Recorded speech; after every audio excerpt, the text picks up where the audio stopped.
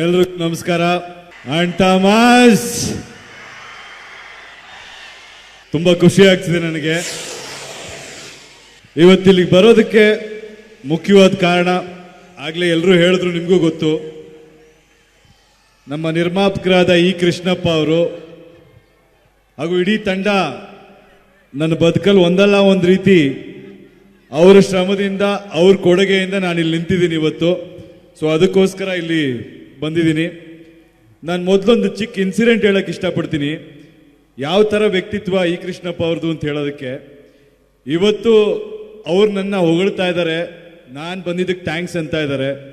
But ನಾನೊಂದು ಮಾತು ಹೇಳಬೇಕು.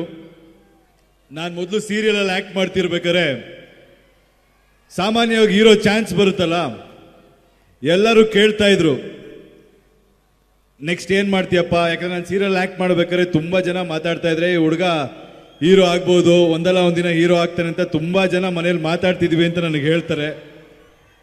ಆ ಒಂದು ದಿನಗಳಲ್ಲಿ ಸುಮಾರು ಸಿನಿಮಾ ನನಗೆ ಆಫರ್ ಬರ್ತಾ ಇತ್ತು. ನಾನು ಕಥೆ ಕೇಳ್ತಾ ಇದ್ದೆ. ಕಥೆ ಏನು ಸರ್, ಸ್ಟೋರಿ ಏನು ಅಂತ ಕೇಳೋದಕ್ಕೆ ಬೇಜಾರು ಮಾಡ್ಕೊಂಡ್ಬಿಡ್ತಾ ಇದ್ರು ಎಲ್ಲರೂ.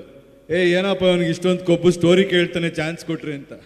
ನಂದೇನಂದ್ರೆ, ನನಗೆ ಗೊತ್ತಿಲ್ಲದೆ, ನನಗೆ ನಂಬಿಕೆ ಇಲ್ಲದೆ ನಾನು ಏನು ಕೆಲಸ ಹೆಂಗೆ ಮಾಡೋದಕ್ಕೆ ಸಾಧ್ಯ ಹೇಳಿ. ಸೊ ಅದರಿಂದ ನಾನು ಸಾಕಷ್ಟು ಸಿನಿಮಾಗಳು ಮಾಡೇ ಇರಲಿಲ್ಲ. ಯಾವುದೋ ಒಂದು ಸಿನಿಮಾ ಮಾತಾಡ್ತೀನಿ, ಒಂದೆರಡು ನಿಮಿಷ ಇರು.